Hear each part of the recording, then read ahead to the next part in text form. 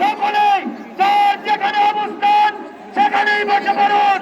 এখনই শুরু হচ্ছে। বক্তব্য রাখছেন বিপি ওবায়দুর রহমান সিং, বক্তব্য রাখছেন ওবায়দুর রহমান সিং।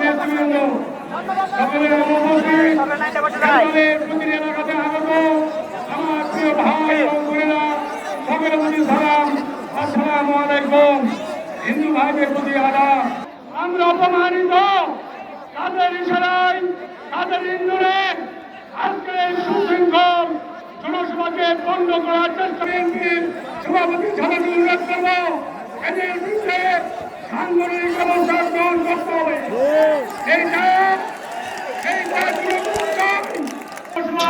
যারা নষ্ট করার চেষ্টা করেছে তাদের কাছে দল চিহ্নি হতে পারে না, পারে না, পারে না, পারে না। উপস্থিতি বক্তব্য আমি ছিল আর একটি দল বিএনপির বিরুদ্ধে। আমি দুইটা কথা বলে বক্তব্য শেষ করবো।